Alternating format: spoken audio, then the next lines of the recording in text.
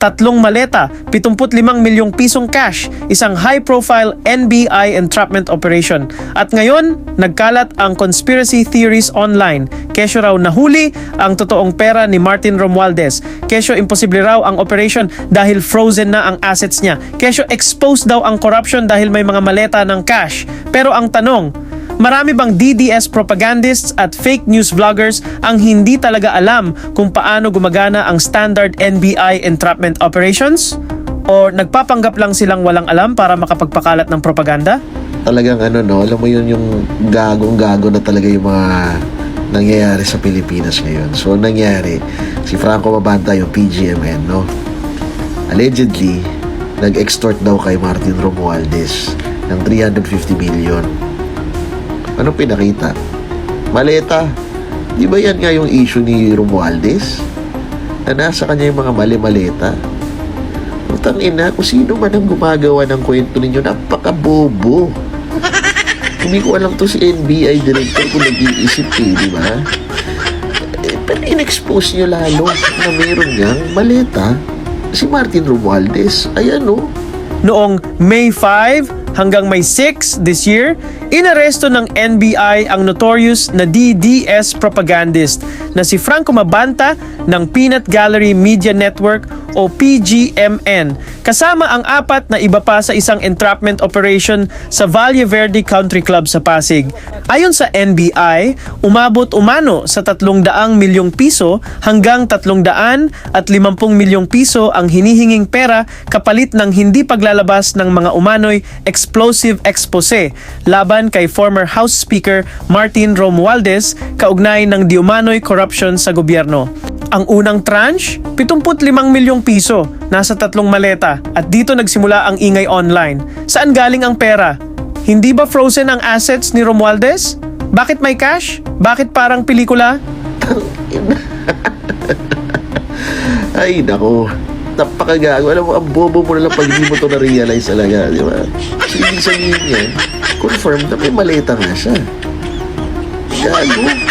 Simple lang ang sagot. Hindi galing kay Romualdez ang perang nasa maleta. Standard NBI procedure iyan. Sa entrapment operations dito sa Pilipinas, whether extortion, bribery, anti-drug buy-bust, o anti-trafficking, law enforcement agencies mismo ang nagpo-provide ng tinatawag na marked money o controlled money, hindi ito random na cash galing sa bulsa ng complainant.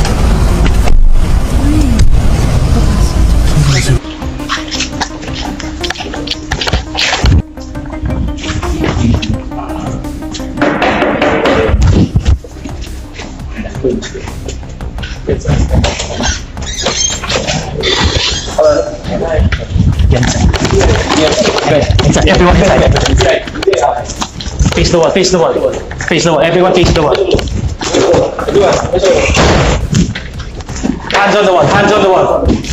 Ang pera ay documented, recorded ang serial numbers, minsan may UV markings o chemical tracing pa. At mahigpit ang chain of custody dahil ginagamit ito bilang ebidensya sa korte. In short, hindi secret stash ni Romualdez ang nakita sa maleta. NBI-controlled operational money iyon para sa entrapment. Ganito rin ang SOP ng PNP, PDEA at kahit law enforcement agencies abroad. Kaya nakakatawa yung mga DDS vloggers na biglang nag-a-acting na parang first time nilang makarinig ng marked money operations. Mas nakakatawa pa yung claim na impossible raw ito dahil frozen ang assets ni Romualdez. Magkaiba kasi ang personal assets under AMLAC freeze order at operational funds ng NBI. Kapag may freeze order, ang hindi gagalawin ay iyong specified bank accounts, insurance policies at identified assets ng subject under investigation. Pero hindi ibig sabihin nun titigil na rin ang operasyon ng gobyerno. Tapos nga maaresto itong mga lalaking ito, dito naman sa bandang likuran ay nakita natin dito yung mismong maleta na dala ng undercover ng NBI. So ito nga mga kapuso, kita natin yung budol money na pin-repair ng NBI at tatlong maleta, isa, dalawa, tatlo. Pero dito sa lugar na pinuntahan ng mga suspect, mga puso, kapasin-pasin na mayroong naka-ready, na mayroong tatlong maleta pa, isa, dalawa, tatlo, no? At paniwala ng NBI ay ililipat dito yung pera na dapat ay makukuha ng mga suspect mula sa kanilang extortion attempt, no, na inoperate nga ngayong gabi ng NBI OTCD. So, Hindi naman magtataas ng white flag ang NBI at sasabihin, ay sorry, frozen pala assets niya. Wala na kaming budget pang entrapment. Magkaibang bagay yon. Ang operational funds ng NBI ay government investigation funds under DOJ supervision. Legal at standard iyon. At bakit tatlong maleta? Simple ulit, 75 milyong piso in cash is bulky. Hindi mo ilalagay iyan sa eco bag o sling bag para magmukhang believable ang turnover.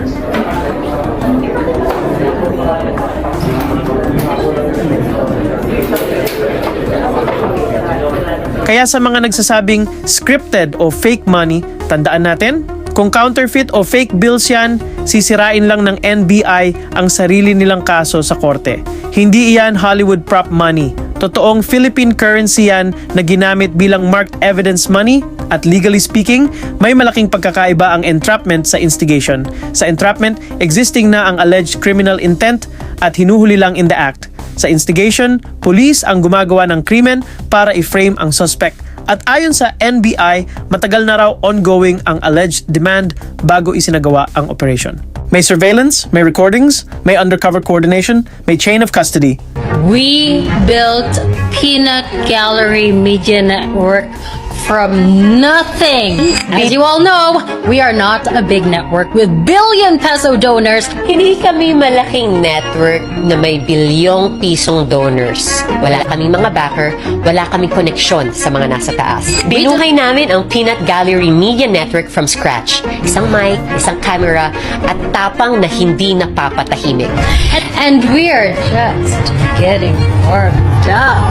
We're not Nepo babies and we're not sugar babies. Mukha lang. Of course, may karapatan si DDS propagandist Franco Mabanta na sabihin na setup ito at depensahan ang sarili niya sa korte. We'll see. We're innocent. It's not true. Sir, how innocent? Completely. Completely. Sir, bakit tingin niyo po ay you were arrested if you are innocent naman po? You talk to my lawyer. Pero sa ngayon, ang umiikot online na narrative na nahuli ang secret cash ni Romualdez kahit frozen assets niya ay malaking oversimplification at sa maraming pagkakataon, outright propaganda. We don't have suitcases filled with cash. We're not funded by China. We're not funded by oligarchs. And we are not fronts for dynasties. So who funds us? Yeah! Dahil ang mas boring pero mas factual na explanation, standard NBI entrapment operation lang talaga ito gamit ang marked government-controlled cash. At ironically, ang mga taong laging sumisigaw ng fake news, corruption expose at follow the money, ngayon ang kailangang magpaliwanag tungkol sa isang napakalaking extortion allegation.